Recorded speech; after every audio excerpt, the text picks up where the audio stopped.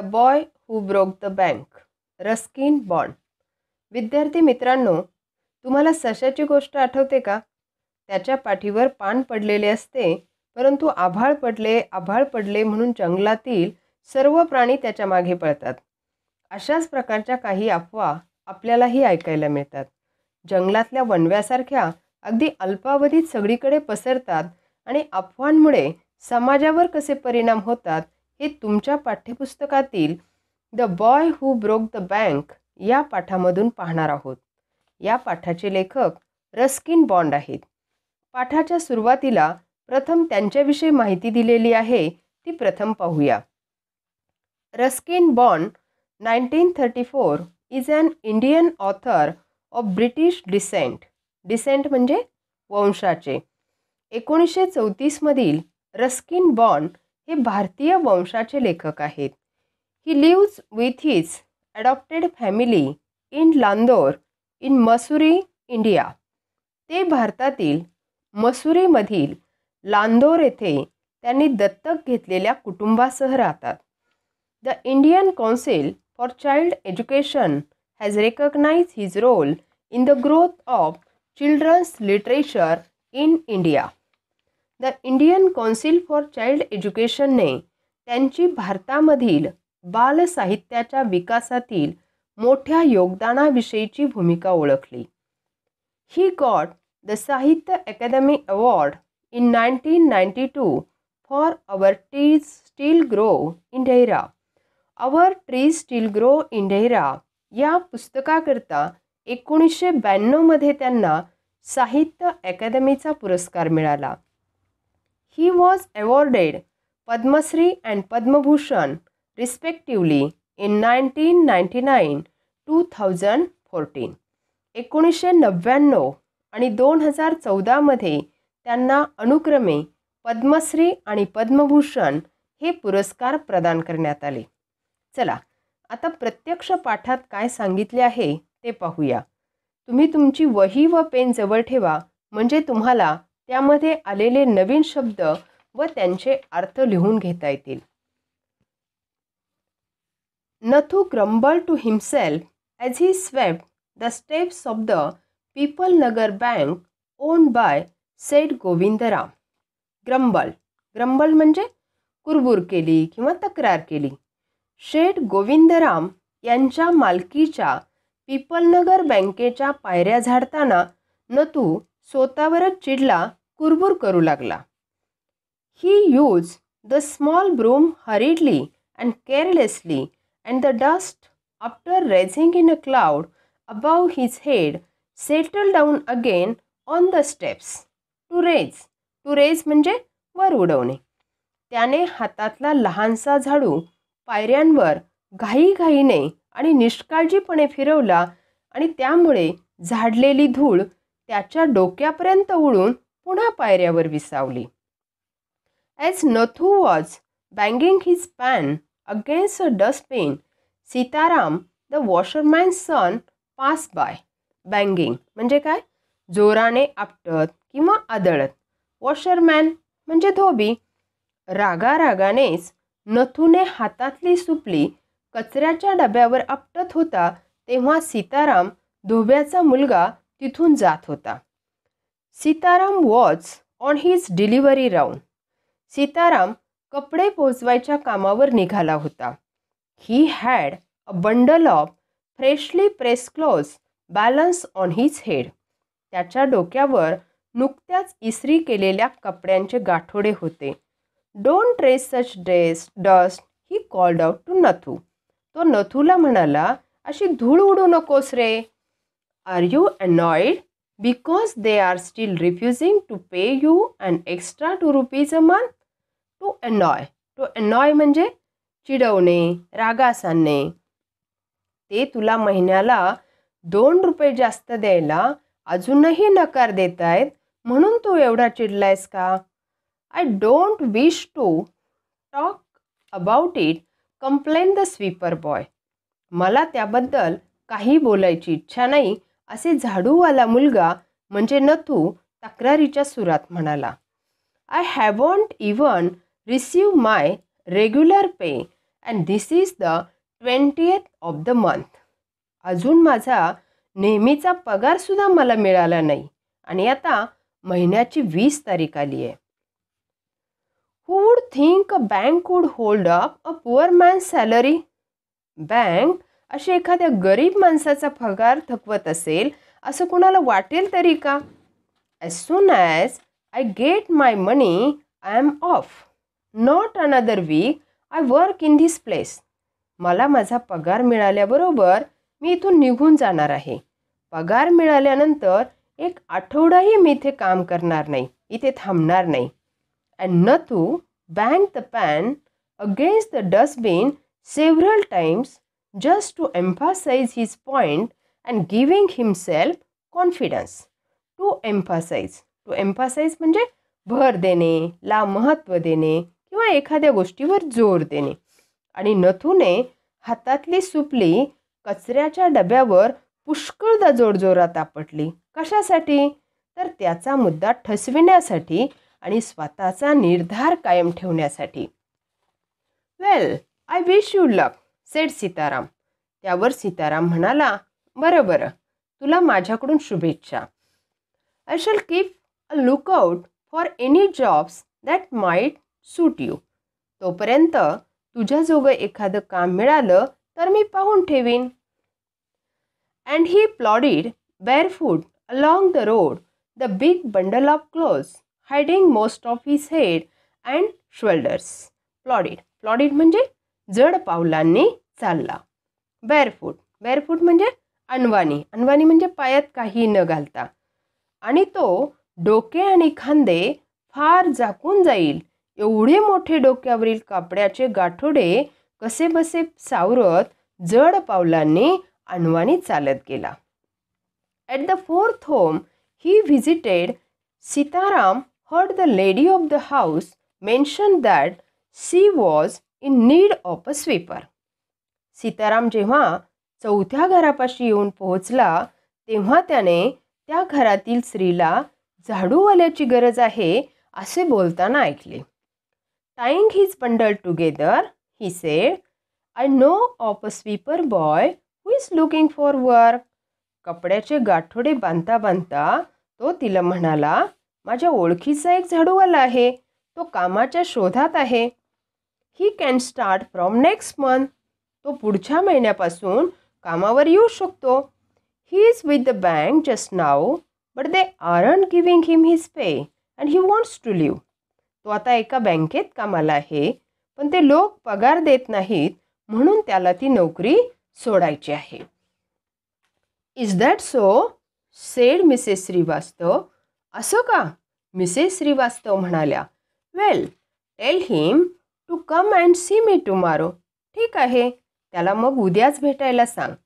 And Sitaram, glad that he had been of service to both a customer and his friend, hoisted his bag on his shoulders and went his way.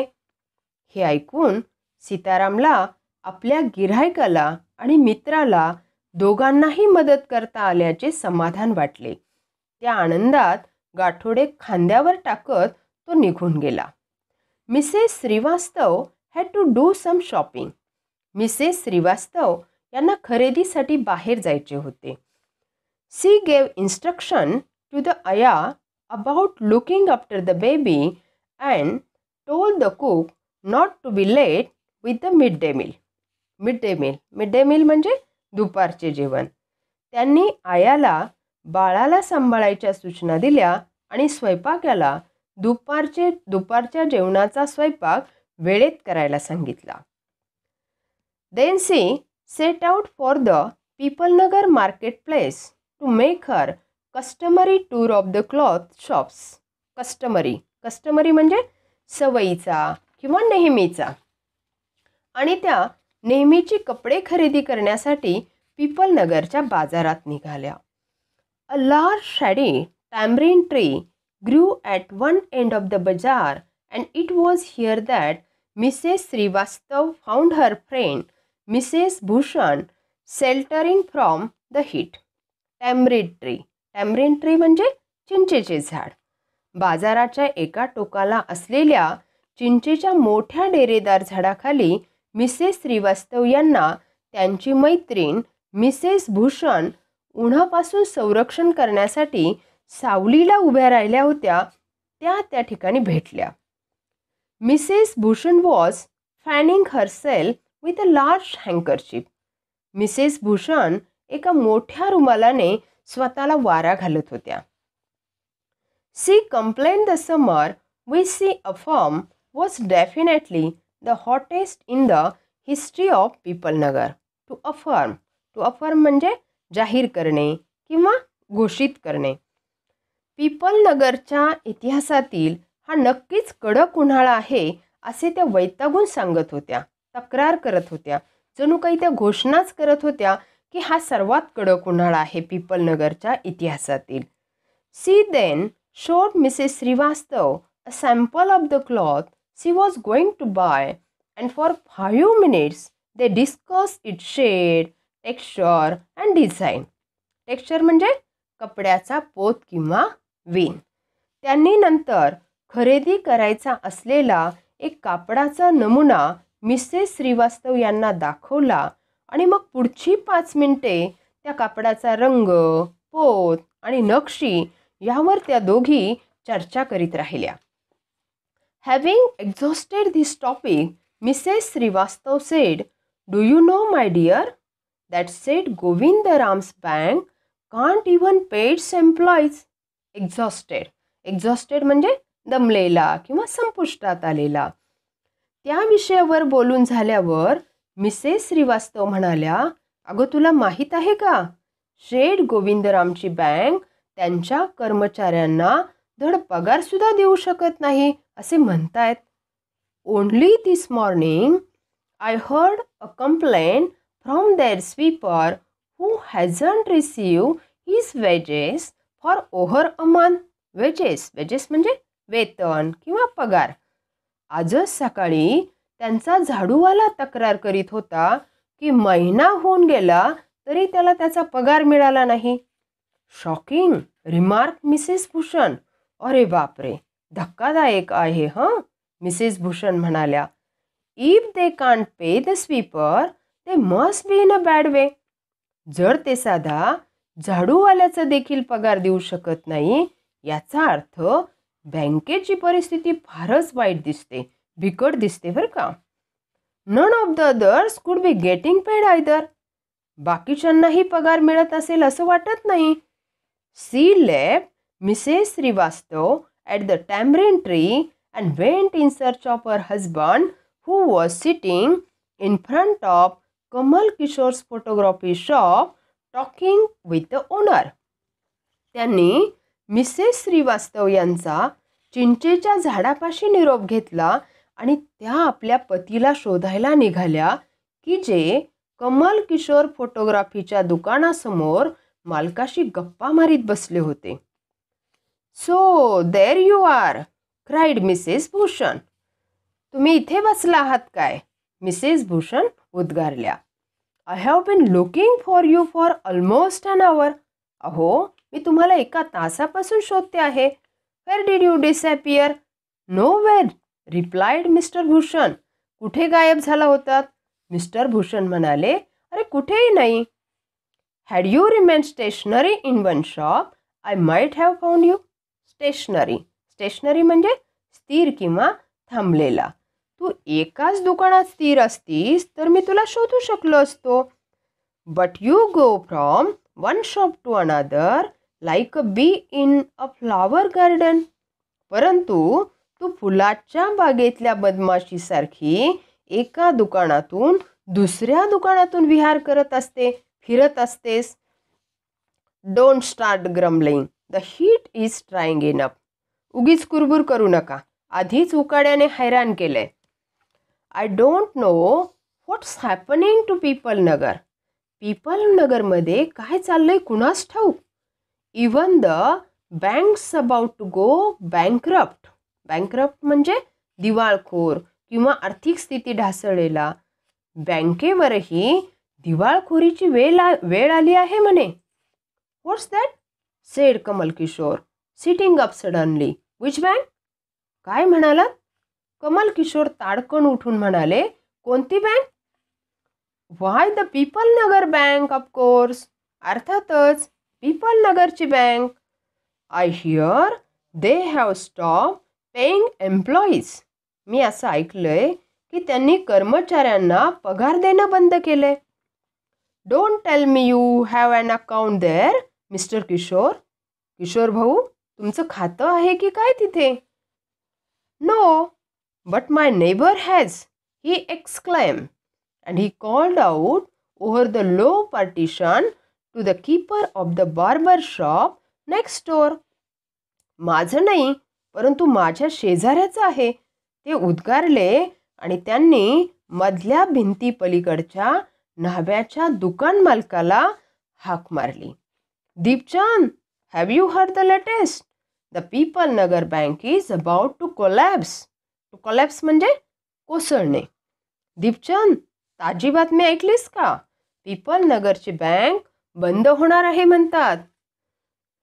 You would better get your money out as soon as you can. तुझे पैसे जेवढे लवकरात लवकर काढता येतील तेवढे लवकर काढून घे.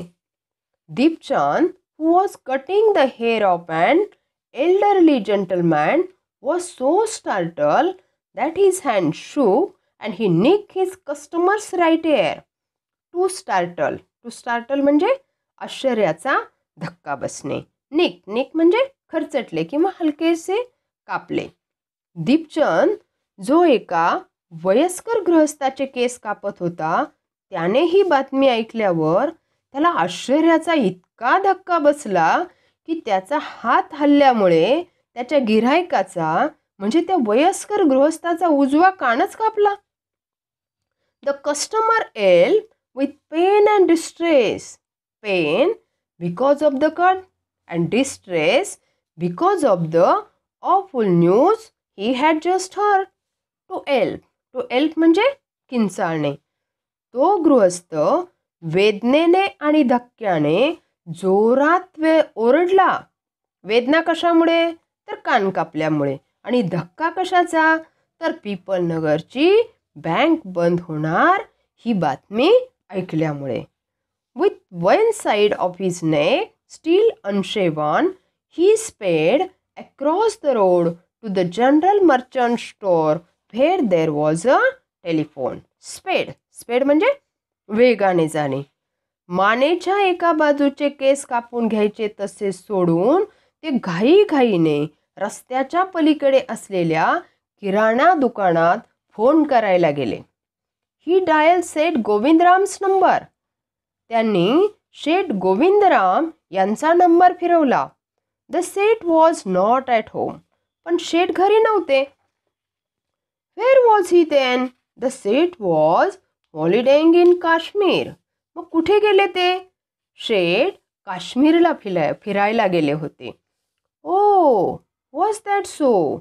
The elderly gentleman did not believe it. अरेच्छा, असं आहे तर? त्या वयस्कर गृहस्थाचा यावर विश्वासच बसेना. He hurried back to the barber shop and told Deepchand, the bird has phloem. The Seth Govindram has left town. ते घाईने न्हाव्याच्या दुकानात परत आले आणि दीपचंदला म्हणाले, पक्षी उडून गेला. शेठ गोविंदराम गाव सोडून पळून गेलेत. Definitely it means a collapse. म्हणजेच बँक नक्कीच दिवाळखोरीत असेल. And then he dash out of the shop making a bee line for his office and chequebook. Bee line म्हणजे थेट निघून जाणे.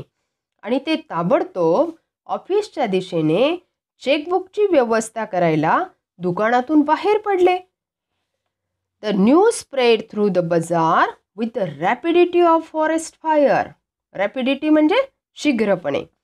ही बातमी अगदी वणव्यासारखी बाजारात पसरली. From the general merchants, it traveled to the shop, circulated amongst the customers, and then spread with them in various directions. To the battle seller, the tailor, the free vendor, the jeweler, the beggar sitting on the pavement. Betel seller म्हणजे पान सुपारी विक्रेता. व्यापाऱ्यांच्या दुकानापासून गिऱ्हाईकापर्यंत पोहोचली आणि त्यांच्याकडून इतर सगळीकडे, पानवाल्याकडे, शिंप्याकडे, छोट्या विक्रेत्याकडे, सोनाराकडे आणि अगदी रस्त्यावर बसलेल्या भिकाऱ्यापर्यंत जाऊन पोहोचली. आता या बातमीमुळे काय काय घडामोडी होतात, म्हणजेच अफवेचा परिणाम कसा होतो, हे आपण दुसऱ्या पार्टमध्ये पाहूया. या धड्याचे काळजीपूर्वक वाचन करा. उतार्यावरील व इंग्लिश वर्कशॉपमधील प्रश्न सोडवा. ओके, तुम्ही सर्वजण आनंदी राहा आणि महत्त्वाचे म्हणजे अभ्यास करत राहा.